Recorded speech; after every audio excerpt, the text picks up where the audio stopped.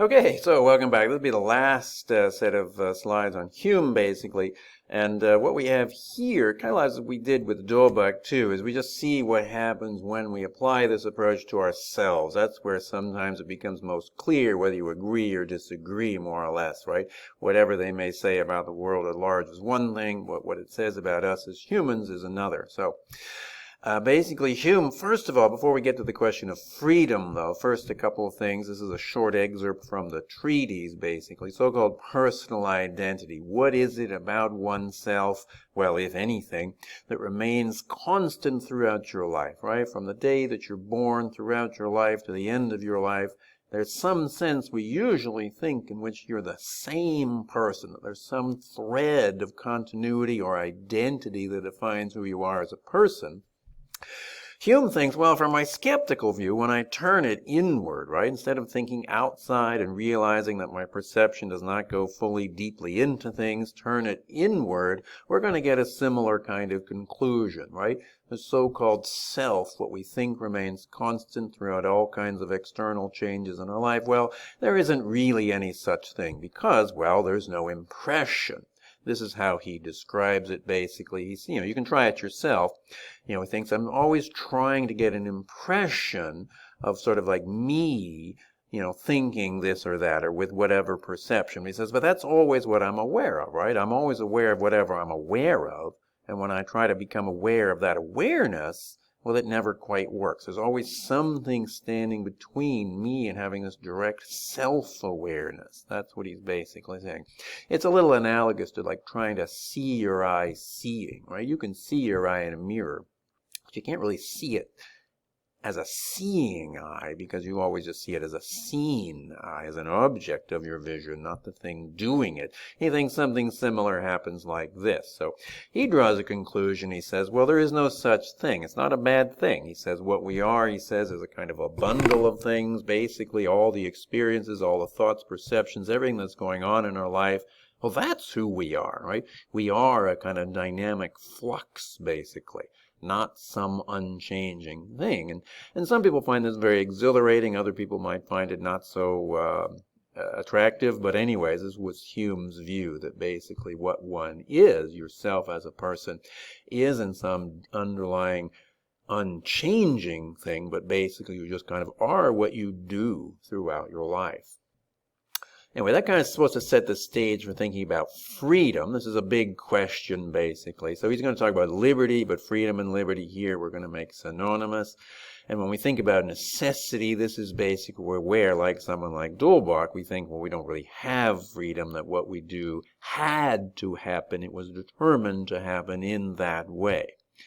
Now, basically, Hume's going to say, well, just think about what I've said about necessity in general, right? It's not that kind of hardcore metaphysical necessity, but it's kind of a lighter or softened up version of that, right? We still speak of necessity, but that's our way of making sense of things, and it's based on a skeptical understanding, or it should be anyways, of our perceptual awareness of things. So we know, that the patterns we expect, well, they might fail to come to pass, right? So it's not this kind of absolute sense of necessity that we ever speak about with regard to nature or the world at large, right? That's what necessity is now in Hume's skeptical view, this kind of softer view of necessity. So he says, well, what about us? And he's going to think about our actions when we think we're acting freely, and basically think about them from two angles. A very big angle, right? Basically human beings in general across time and so on.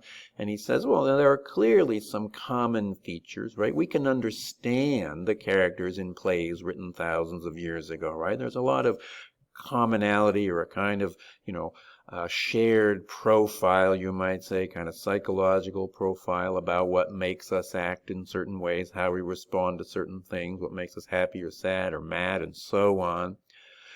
And he thinks, there's something to that, right? There's a kind of uniformity. Now, that's maybe not quite the right word that we wouldn't use today, but basically his point is it's not absolute, right? He can basically say there's certain common human nature across the board that we can see instantiated in different kinds of actions that we undertake, right?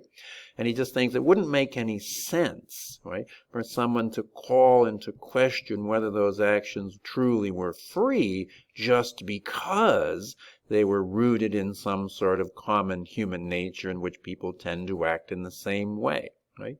In general, that wouldn't call into question freedom. It's just who we are. We're humans. We happen to share a kind of nature in that way. It's no big deal. It doesn't invalidate freedom. And anyway, what's more is the patterns don't have to be exact, because even in the world at large, in the natural world at large, we can speak about necessity without patterns necessarily always being exact.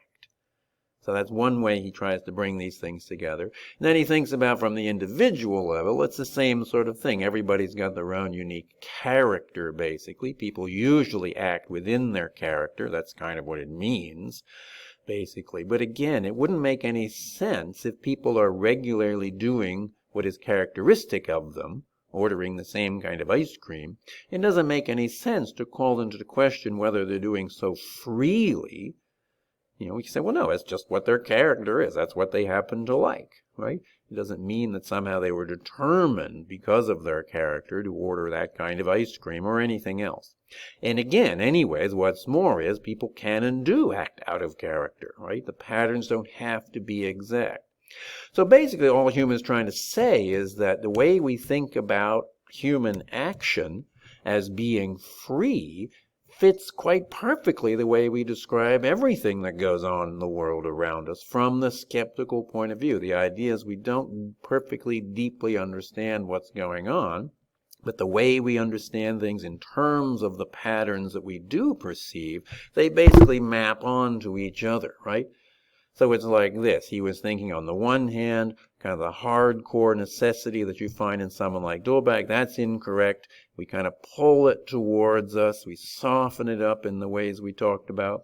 And then on the other hand, we're talking about freedom. It's not this kind of out and out crazy spontaneity. It's basically acting on the basis of our common human nature and our individual character. And so that has the effect of pulling it closer to necessity. And he says, well, actually, they basically overlap, right? That freedom in us just is necessity in us. So that's what's really important, just to keep in mind that he's basing this on his rethinking of necessity in general and just showing that applies perfectly well to what we think about in terms of our own free actions, right?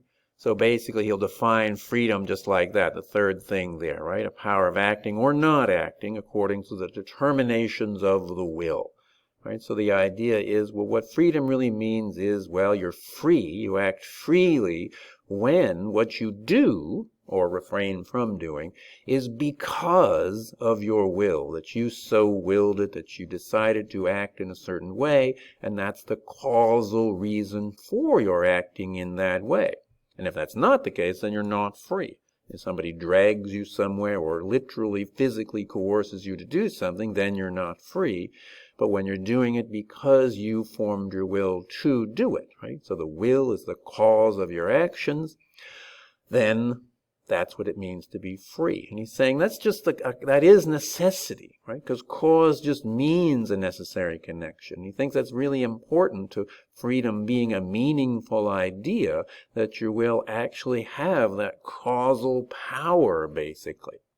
That's what we want. We don't want to think about freedom as just like random stuff that happens for no good reason, but there is a reason, namely that you formed your will to act in that way. And he thinks, that's really what makes sense. And he thinks he's bringing together a couple of things very important, right? So a compatibilist view, right? We don't need to throw away freedom. We don't need to decide between, on the one hand, the sort of determinism that science tells us about the world in general, presumably ourselves included, and then on the other hand, wondering if somehow we need to make ourselves a special exception.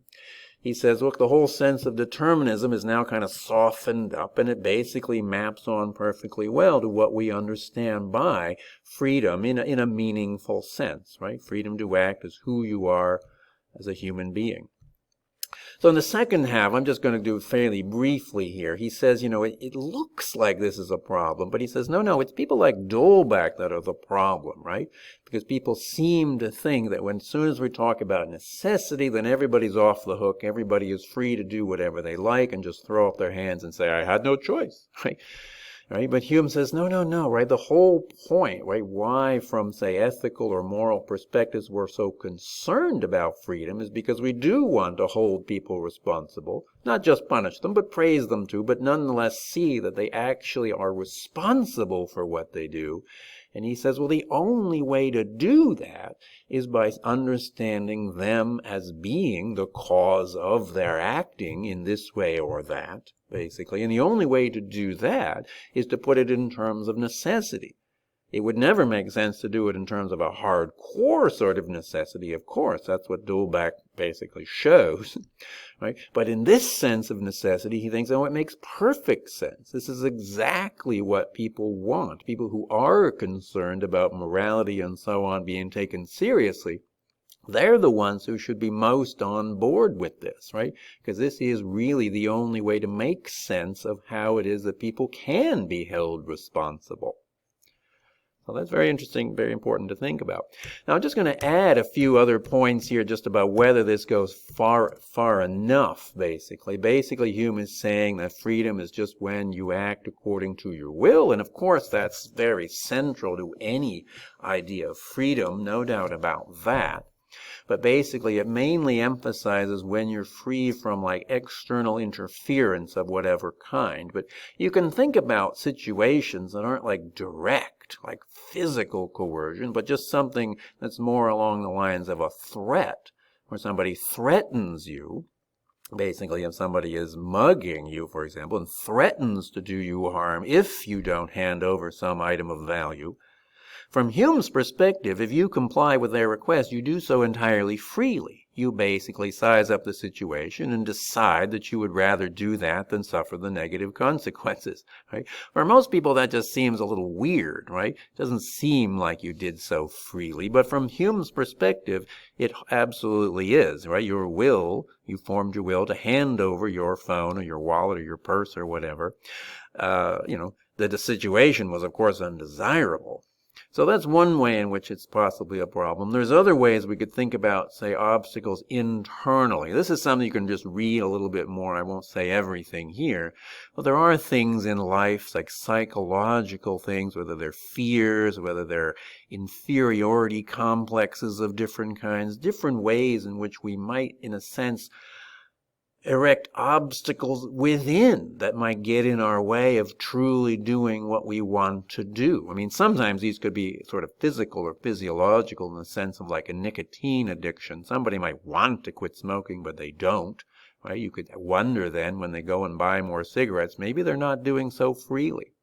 But it could be along the lines of other sorts of, as I say, fears or other psychological conditions where it might be quite meaningful to think that someone is somehow limited or trapped or made unfree even by something internal to themselves, basically. So the question really is whether or not it's sufficient with Hume just to think about our will, or whether we're not supposed to wonder deeply, more deeply, why is that what we want to do in the first place? Why is our will formed like that? Now, for Hume, of course, it makes perfectly good sense not to ask those kinds of questions, because that is exactly the implication of his skeptical view here, right? That we don't have a deeper view of what's going on there. So this connects with the personal identity stuff at the beginning. Basically, just as with the world outside and all around us, we don't see deeply right into the inner workings, as I put it before, of things. It's the same with ourselves. So we can't really ask the question about why is our will being formed in this way or that. It just is, and that's the question alone that we consider when thinking about freedom. But we might. The point here is basically we might be inclined to think this is a little too limited. It might be correct as far as it goes, but it should perhaps go further and try to wonder just how is our will being formed? Is it being formed in the right sort of way? Is it being formed in a way that really kind of coheres with the significance of freedom, the value that we attach to it in the first place, because we could just wonder, why does it matter that we be free in this way at all, if we're not really going to ask these deeper questions about why our will is the way it is anyways?